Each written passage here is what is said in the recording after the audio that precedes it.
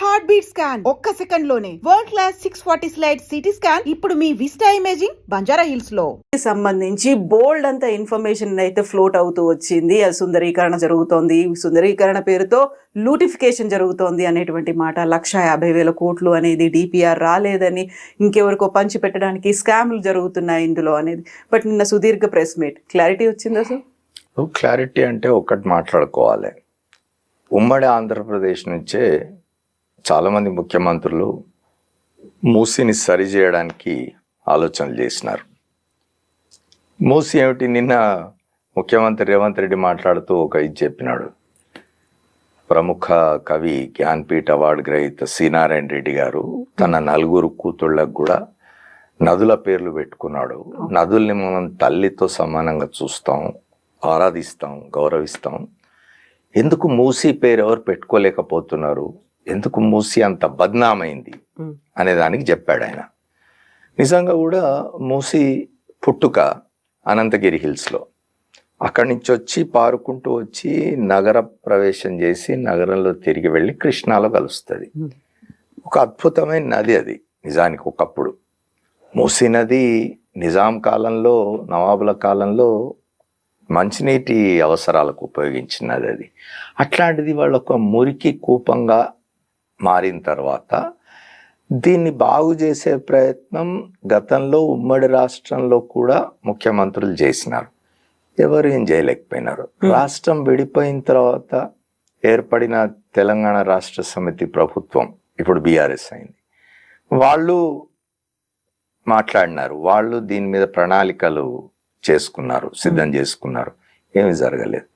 ఇవాళ రేవంత్ రెడ్డి గారు దీన్ని ఎట్టి పరిస్థితుల్లో నేను బాగు చేస్తా అంటుండే. నిజంగా ఆయన చేయగలిగితే 5 సంవత్సరాలు పడుతుందా, 6 సంవత్సరాలు పడుతుందా దాన్ని క్లీన్ చేయడానికి, దాన్ని ఒక పద్ధతిలోకి తీసుకురావడానికి అనేది ఆలోచించాల్సిన విషయం. కానీ అది చేయగలిగితే మాత్రం ముఖ్యమంత్రి చరిత్రలో నిలిచిపోతాడు రేవంత్ రెడ్డి గారు. ఎంతవరకు సాధ్యం అవుతుంది, ఎంతవరకు అది సహకరిస్తారు, అందరూ సహకరించాలి. ఇప్పుడు ఒకటి, ప్రతిపక్షంలో ఉన్న వాళ్ళు ప్రభుత్వంలో జరిగే తప్పుల్ని ఎత్తి చూపడం, విమర్శించడంలో తప్పులేదు. బీఆర్ఎస్ ఆ పని చేయాల్సిందే. ఇప్పుడు బీఆర్ఎస్ ప్రతిపక్షంలో ఉన్నది. ఇంకా 2 మాసాలు అయితే 1 సంవత్సరం అవుతుంది ఈ ప్రభుత్వం వచ్చి. ఈ ప్రభుత్వంలో ఏమైనా పొరపాట్లు జరుగుతుంటే ఎండగట్టడంలో, విమర్శించడంలో తప్పులేదు. కానీ ఒకేసారి ఈ మూసీదే తీసుకుందాం, 1,50,000 కోట్ల ప్రాజెక్ట్ ఇది. ఇందులో 1,20,000 కోట్లు, 30,000 కోట్లు తినేస్తారు వీళ్ళు అనే మాట మాట్లాడుతున్నారు. అందులో 25,000 కోట్లు ఏఐసిసికి పంపించారు. బీఆర్ఎస్ నాయకులంతా మాట్లాడుతున్నారు. మీరు ఇంతకుముందు మీ ఇంట్రడక్షన్ లో 140 కోట్లే ఖర్చు అయినాయి అని చెప్పినారు. ఖర్చు కూడా కాలే. ఇంకా ఒక 4 కంపెనీల్లో 5 కంపెనీల్లో ఈ ప్రభుత్వం ఎంపిక చేసింది. వాళ్ళను డీటెయిల్డ్ డిపిఆర్ ఇమ్మని అడిగింది, ప్రాజెక్ట్ రిపోర్ట్ ఇమ్మని అడిగింది, డీటెయిల్డ్ ప్రాజెక్ట్ రిపోర్ట్ ఇమ్మని అడిగింది. ఆ ప్రాజెక్ట్ రిపోర్ట్ తయారు చేయడం కోసం ఈ కంపెనీల మీద వెచ్చించే సొమ్ము 140 కోట్లు. ఇంకేం ఖర్చు కాలే, 140 కోట్ల కేటాయింపు జరిగింది అంతే. ఈ ఖర్చు, ఈ 140 కోట్లు ఖర్చు పెట్టి డిపిఆర్ సిద్ధం చేసి దానికి ఒక ఇది ప్రణాళిక తయారు చేసి రోడ్ మ్యాప్ వేసుకున్న తర్వాత అసలు పని ప్రారంభం అవుతుంది. అసలు పని ప్రారంభం అయినప్పుడు అది ఎంత ఖర్చు అవుతుంది, ఎంత దూరానికి ఎంత ఖర్చు అవుతుంది, దాన్ని అక్కడ 7 ఏళ్ల తరబడి ఆవాసాలు ఏర్పాటు చేసుకొని నివసిస్తున్న వాళ్ళని రీహాబిలిటేట్ చేయడానికి ఎంత ఖర్చు అవుతుంది, దాన్ని బాగు చేయడానికి ఎంత ఖర్చు అవుతుంది, ఇవన్నీ కూడా లెక్కలు వస్తాయి. ఇప్పుడే వాటన్నిటి గురించి మాట్లాడడం సరైంది కాదు. ఇవాళ భారత రాష్ట్ర సమితి నాయకులు కేటీ రామారావు గారైనా ఇంకోళ్ళైనా ఈ 1,50,000 కోట్లు అనే అంచనాకి ఎట్లా వచ్చినారు. ఇవాళ నేను విన్నాను, మళ్ళీ బీఆర్ఎస్ కూడా ఒక పవర్ పాయింట్ ప్రజెంటేషన్ ఇవ్వబోతున్నది, కేటీ రామారావు గారు ఇవ్వబోతున్నారని విన్నాను. మరి అందులో ఆయన ఏం చెప్తారు, ఏం చూపిస్తారో చూడాలి. నిన్న ముఖ్యమంత్రి 2 గంటల పాటు చాలా వివరంగా మాట్లాడాడు, మంచి వివరణ ఇచ్చినాడు ఆయన. అయితే ఒక్కటండి, ఇప్పుడు రాజకీయాల్లో ఉన్న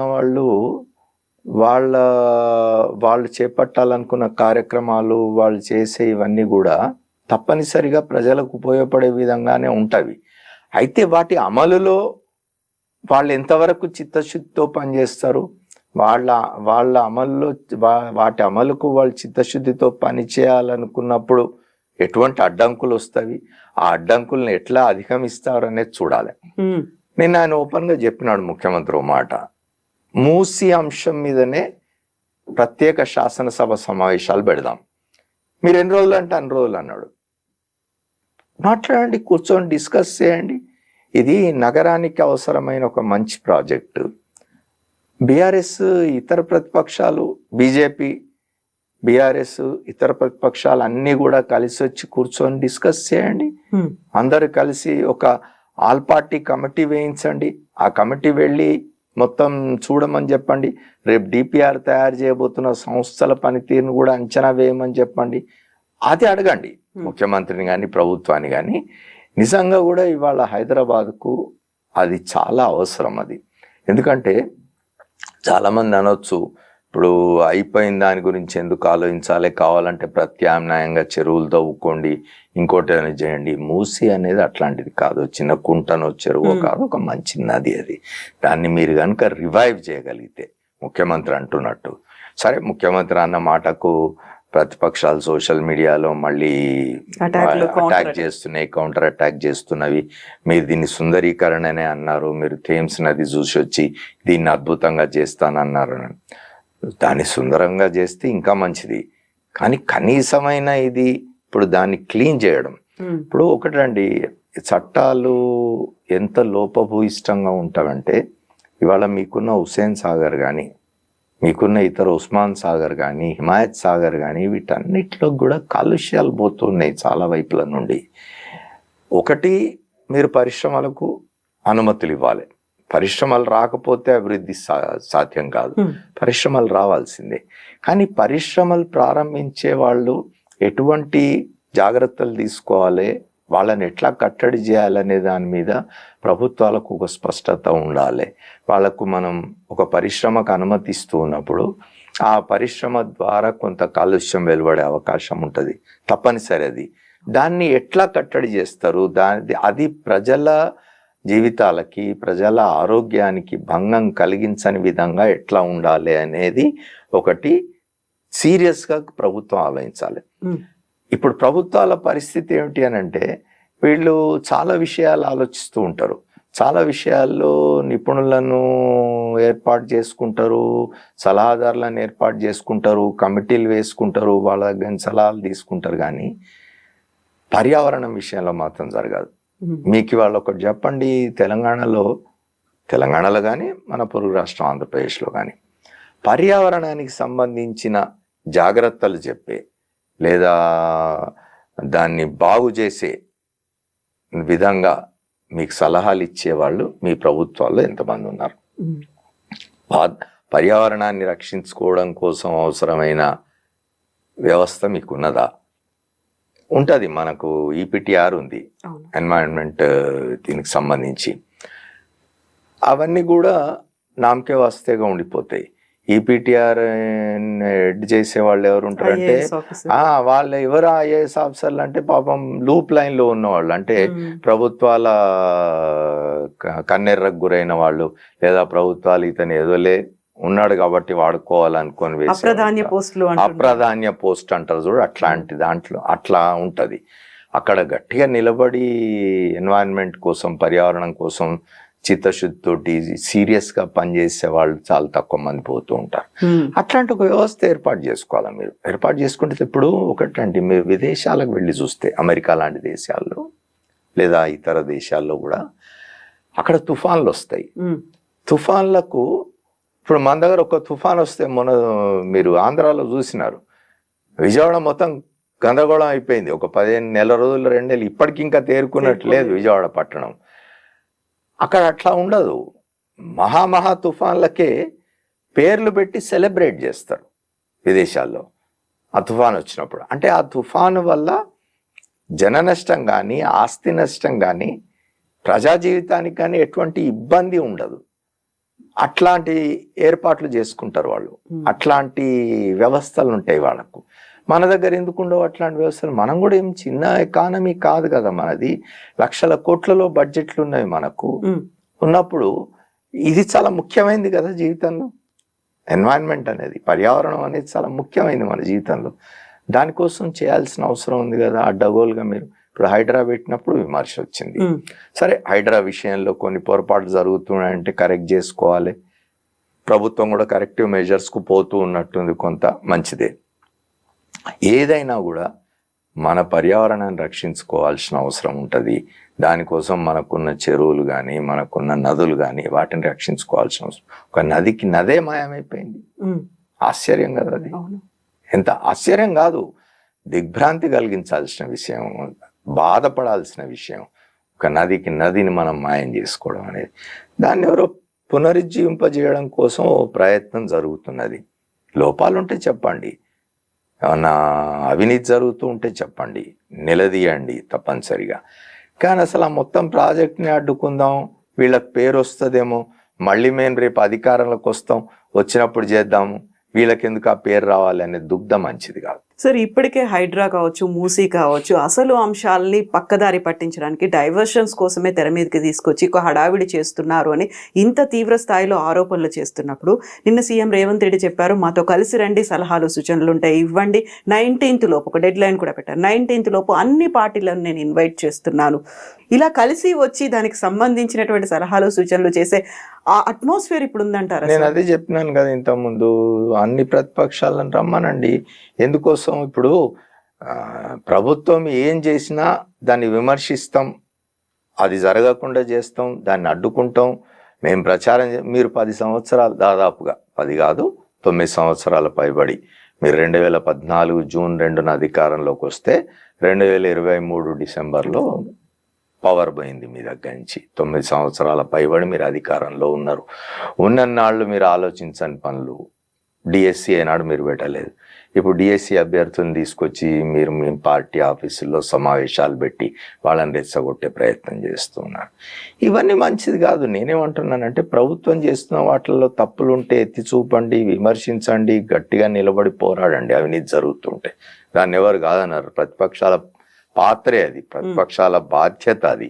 మీరు శాసన వ్యవస్థ ఉంది, ఆ వేదికల మీద మాట్లాడండి, బయట మాట్లాడండి, ప్రజాక్షేత్రంలోకి పోయి పోరాటం చేయండి, కాదన్ను.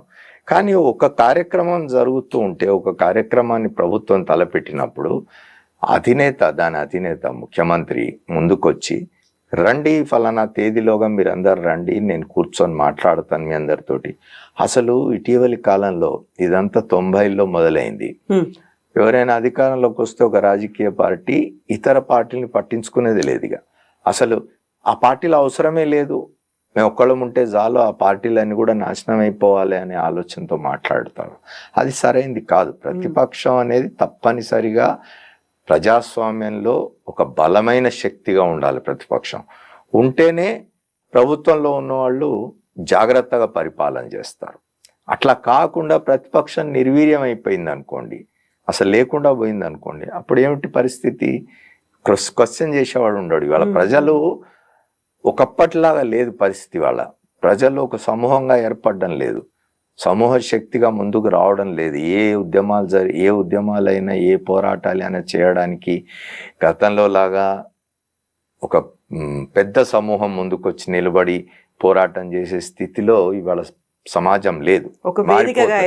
మారిపోతున్నది అంతా. ఎందుకంటే కెరియరిజం పెరిగిపోయింది బాగా, వ్యక్తిగతమైన అవసరాలు పెరిగిపోయినవి. జీవించడం కోసం, కుటుంబాన్ని ఇది చేసుకోవడం కోసం పడే యాతనలో సగటు మనిషి వీటి గురించి ఆలోచించే స్థితిలోంచి పోతూ ఉన్నాడు. అట్లాంటి సమయంలో ప్రతిపక్షం అనేది చాలా అవసరం, ఇంకా బలంగా ఉండాల్సిన అవసరం ఉంటుంది. కానీ ఇట్లా నిరాధారమైన ఆరోపణలు, లేదా మనం ఇవాళ ప్రాజెక్ట్ అయితే చాలు అనుకునే పరిస్థితి ఉండకూడదు. కాంక్రీట్గా ఉండండి. ఎస్, మూసీ ప్రాజెక్ట్ ఒకటి అంటున్నాడు ఆయన ముందు ఏం చెప్పినా కూడా ఇప్పుడు ఆయన ఏం చెప్తున్నారు, ఇది పునరుజ్జీవం మాత్రమే, 140 కోట్లు కేటాయించినాము, డిపిఆర్లు తయారవుతవి, వాటి కోసం ఈ కంపెనీల్ని మేము చూస్ చేసినాము అని పారదర్శకంగా చెప్తూ ఉన్నాడు ముఖ్యమంత్రి గారు. దాని మీద మీకు ఏమన్నా అభ్యంతరాలు ఉంటే చెప్పండి, దాని మీరు చర్చించదలుచుకుంటే చర్చించండి. శాసనసభ సమావేశం పెడతా అంటున్నారు ఆయన, ప్రత్యేక సమావేశం, అందులో పాల్గొనండి, అందులో చర్చ చేయండి, అందులో మీరు సలహాలు ఇవ్వండి. మార్పులు చేర్పులు ఏమైనా ఉంటే ప్రభుత్వం మీద ఒత్తిడి తెచ్చి వాటిని మార్పులు చేయించండి. ప్రజలకు సంబంధించిన సమస్యలు ఉన్నవి, వాళ్ళ రీహాబిలిటేషన్ సమస్యలు ఉన్నవి. నిన్న ముఖ్యమంత్రి గారు చెప్పినారు 200 మందికి మేము పునరావాసం కల్పించినాం డబుల్ బెడ్రూమ్లలో. ఇంకా కూడా ఎవరైనా ఉంటే వాళ్ళకి ఇట్లాంటి ఇంకా చాలా గత 10 ఏళ్ల కాలంలో నిర్మించిన అనేకమైన డబుల్ బెడ్రూమ్లు ఖాళీగా పడి ఉన్నవి. అవన్నీ నిజానికి కొంతకాలం పోతే పాడైపోతాయి. అవి ఎవరు ఉండకపోతే, మనుషులు నివసించకపోతే ఏ నిర్మాణం అయినా పాడైపోతుంది మెయింటెనెన్స్ లేకపోతే. అట్లాంటివన్నీ కూడా అలాట్ చేయండి. మీరు ప్రజల్ని మంచి ప్లేస్, మూసి ఒడ్డున మురికిలో ఆ దుర్గంధంలో బ్రతుకుతున్న వాళ్ళని తీసుకొచ్చి ఒక మంచి ఆవాసం కల్పించగలిగితే దాన్ని ఎందుకు మనం ఆహ్వానించకూడదు? ఎందుకు తప్పు పట్టాలి?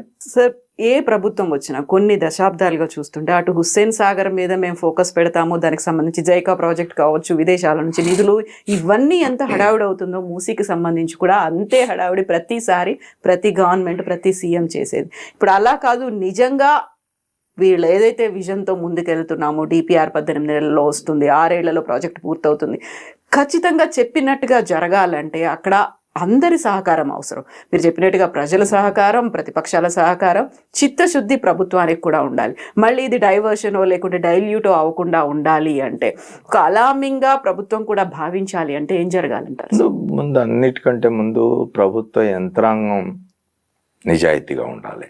ఇప్పుడు జరుగుతున్న ఈ సమస్య అంతా కూడా ఎక్కడొస్తున్నదంటే, ఇప్పుడు హైడ్రా వాళ్ళు పోయి ఎక్కడో దగ్గర ఒక గేటెడ్ కమ్యూనిటీనో లేకపోతే ఒక బహుళ అంతస్తుల భవనాలను కూల్చేయడానికి వెళ్తున్నారు. వాళ్ళు వచ్చి మాకు అనుమతులు ఉన్నాయని చూపిస్తున్నారు. ఈ అనుమతులు ఇచ్చింది ఎవరు? అధికారులు కదా. అధికారులు ఎందుకు ఇస్తున్నారు అనుమతులు? ప్రభుత్వంలో ఎవరున్నా సరే నిలబడి ఇది సరైంది కాదు, ఈ పని మేము చేయము అని గట్టిగా ప్రభుత్వం ముందు నిలబడి చెప్పగలిగిన ధైర్యం అధికార యంత్రాంగానికి రావాలి. ఆ పరిస్థితి అది ఎక్కడ ఉంది? ఆ పరిస్థితి ఎక్కడున్నది? వాళ్ళ మీరు చూసినారు గత 3 IAS ఆఫీసర్ల వెంపర్లాటే చూసినారు మీరు. వాళ్ళ డిఓపిటి వాళ్ళు మీకు అలాట్ చేసిన రాష్ట్రానికి వెళ్ళండి అని చెప్తే మేము అక్కడికి వెళ్ళామని కోర్టులకు పోయేదాకా చేసుకుంటున్నారు. ఎందుకు? ఒక చిరుద్యోగి బదిలీ అయితే పోకపోతే మీరు యాక్షన్ తీసుకుంటారు వాళ్ళ మీద. మీరెందుకు పోరు? మీకు కేటాయించిన స్థానాల్లో మీరెందుకు పనిచేయరు? అంటే మీకు ఇక్కడేవో ప్రయోజనాలు ఉన్నామని అనుకోవాలి కదా. అతనే అనేది ఇవాళ అధికార యంత్రాంగం. మనము ఎంతసేపు రాజకీయ వ్యవస్థను, రాజకీయ నాయకుల్ని అవినీతిమయం అయిపోయింది ఆ వ్యవస్థ అని తిడుతూ ఉంటాం, విమర్శిస్తూ ఉంటాం. కానీ అధికార యంత్రాంగం సరిగ్గా ఉంటే రాజకీయ వ్యవస్థ ఒళ్ళు దగ్గర పెట్టుకొని పనిచేస్తుంది. అధికార యంత్రాంగం అనేది శాశ్వతం. రాజకీయ వ్యవస్థ ప్రతి 5 ఏళ్లకోసారి ప్రజల దగ్గర పోయి పరీక్ష రాయాల్సి ఉంటుంది. అధికార యంత్రాంగం అట్లా కాదు. ఒకసారి నువ్వు IAS సెలెక్ట్ అయ్యి వస్తే నువ్వు రిటైర్ అయ్యే వరకు ఆ పదవిలో ఉంటావు. ఓ దగ్గర ఉద్యోగం కాబట్టి ఇంకో దగ్గర ఉద్యోగం చేస్తావు. నీకు అంత ఏమంటారు గ్యారంటీ ఉన్నప్పుడు, నీకు నీ ఉద్యోగం, నీ భవిష్యత్తుకు గ్యారంటీ ఉన్నప్పుడు నువ్వు తలెత్తుకొని నిలబడి ఎందుకు రాజకీయ వ్యవస్థను ఎదిరించలేవు? ఆ పని చేయరు. లాలుచిబడిపోయి ఎంత అవినీతిమయం అయిపోయింది అధికార యంత్రాంగం. ఇవాళ ఎవరికైనా కోపం రావచ్చు అధికార యంత్రాంగంలో ఉన్నవాళ్ళు. అక్కడ కూడా మినహాయింపులు ఉంటాయి, అక్కడ కూడా నిజాయితీగా పనిచేసే అధికారులు ఉండొచ్చు. కానీ మొత్తంగా జరుగుతున్నది ఏమిటి అనేది కనుక మనం చూసినట్టయితే ఇవాళ అధికార యంత్రాంగం అవినీతిమయం అయిపోయి దానిని రాజకీయ వ్యవస్థ వాడుకొని ఆ మొత్తంగా కలిసి దీన్ని ఈ వ్యవస్థను మొత్తాన్ని భ్రష్టు పట్టిస్తున్నారు కదా. ఇతర వ్యవస్థలు గొప్పగా ఉన్నాయని అనడం లేదు. అనొచ్చు ఎవరైనా మీడియా బాగుందా అని. మీడియా గురించి మనం ఇంకోసారి చర్చించుకోవచ్చు. మీడియాలో ఉన్న మీడియా ఎటువంటి ఇదిలో పోతున్నది వాళ్ళ అనేది. నేనేమంటున్నా అంటే ఈ 2 వ్యవస్థలు చాలా ముఖ్యం. ఇక్కడ ఏ దేశమైనా ఏ రాష్ట్రమైనా ప్రగతి సాధించాలన్నా, ప్రజలు బాగుండాలన్నా రాజకీయ వ్యవస్థ, అధికార యంత్రాంగం ఈ 2 కలిసి నిజాయితీగా బలంగా ముందుకు పోయి ప్రజల కోసం పనిచేస్తున్నాం అని అనుకోకపోతే, రాజకీయ వ్యవస్థ ఒక్కోసారి ఇది చేసినప్పుడు అధికార యంత్రాంగం బలంగా నిలబడాలి, గట్టిగా నిలబడాలి, నిలబడి చెప్పాలి ఇది చేయడానికి వీల్లేదు, ఇది చెయ్యం. అట్లాంటి అధికారులు ఉన్నారు. గతంలో చాలా దృష్టాంతాలు ఉన్నవి. పోయి ముఖ్యమంత్రి గారు చెప్పిన దానికి కూడా లేదు సార్ ఇది కరెక్ట్ కాదు, మీరు ఇది చేయకూడదు అని నిలబడి చెప్పి ఆపించిన అధికారులు కూడా ఉన్నారు. లేరని అనడం లేదు. కానీ ఇప్పుడు అది ఎక్కడ ఉంది? ఎవరు వస్తే వాళ్ళు ఏం చెప్తారు చేద్దాం అంటే అధికారులు కూడా ఎట్లయిపోయినారంటే మనకి ఎందుకు వచ్చింది వాళ్ళు చెప్పింది చేసి వెళ్ళిపోదాం అని దీనిలో పడినారు. ఇది సరైంది కాదు, ఇది సరైంది అని చెప్పగలిగే, నిలబడి ధైర్యంగా చెప్పగలిగే అధికారులు చాలా తక్కువ అయిపోయినారు. అది ప్రధానమైన సమస్య. ఇవాళ మూసి ఇంకో 18 నెలలకు డిపిఆర్ తయారై ఇంకో 5-6 సంవత్సరాల్లో ఈ ప్రాజెక్ట్ పూర్తి కావాలి అని అంటే ముందు అధికార యంత్రాంగం బలంగా నిలబడి పనిచేయాలి. ఏ రాజకీయ ఒత్తిళ్లకు లొంగకూడదు. రేపొద్దున అనేక రాజకీయ ఒత్తిళ్ళు వస్తాయి.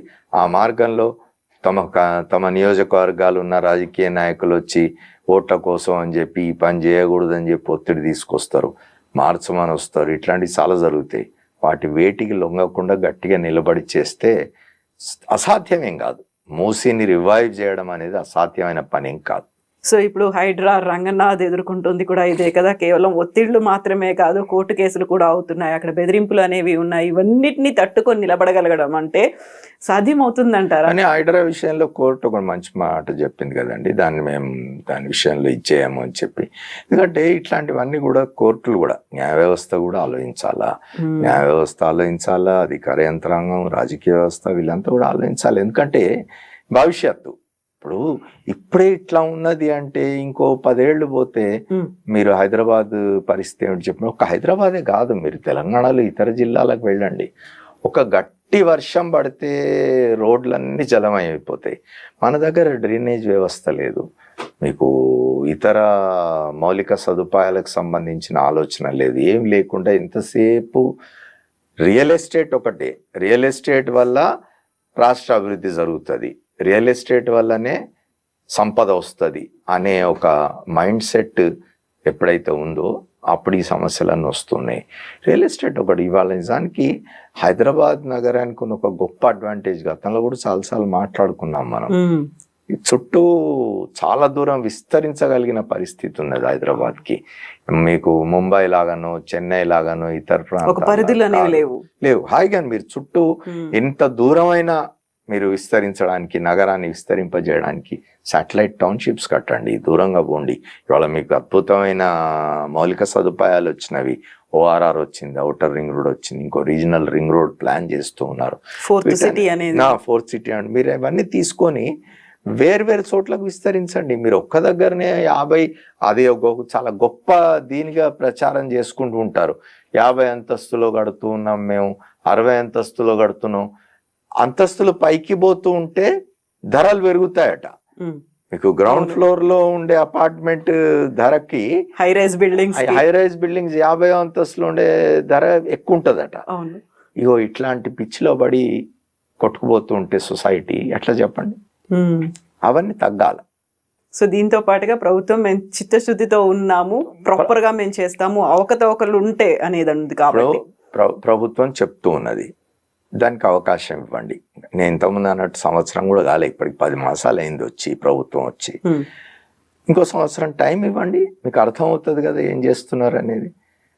ఎప్పుడు కూడా ప్రతిపక్షం విమర్శించొద్దని కానీ, ప్రతిపక్షం ప్రభుత్వంలో జరుగుతున్న లోపాలని ఎత్తిచూపొద్దని కానీ, కట్టడి చేయొద్దని కానీ ఎవరు చెప్పరు, చేయాల్సిందే ఖచ్చితంగా. కానీ దానికి హేతుబద్ధమైనది ఉండాలి, అంత అర్థవంతంగా ఉండాలి మీరు చేసేది ఏదైనా కూడా. ఇప్పుడు ఆయన చేసినట్టుగా కేటీ రామారావు గారు మాట్లాడితే 1,50,000 కోట్లు 1,50,000 కోట్లు అంటున్నాడు. అది ఎక్కడి నుంచి 1,50,000 కోట్లు అనే నంబర్ ఆయనకి ఎక్కడి నుంచి వచ్చింది అనేది ఆయన చెప్పాలి. Please subscribe to iDream. Please subscribe to iDream. Please subscribe iDream. And please subscribe to iDream. For more videos, subscribe to iDream. Please like, share and subscribe to the channel. Congratulations, iDream. Subscribe to iDream. Subscribe to iDream. So subscribe to iDream Media. iDream team andarki huge congratulations. Please subscribe iDream Media. Please subscribe to iDream. Subscribe iDream. Please subscribe to iDream. iDream అంటే నా కళల channel subscribe చేసుకున్న నోరు తిరుగుతలేదు, మీరైతే గంట గుర్తు కొట్టండి. For more such videos, please subscribe to iDream. Subscribe to iDream. Please subscribe to iDream. Please subscribe iDream Media. Please do subscribe to iDream. Please subscribe to iDream Media. For best entertainment and information, please subscribe iDream. And don't forget to subscribe to iDream.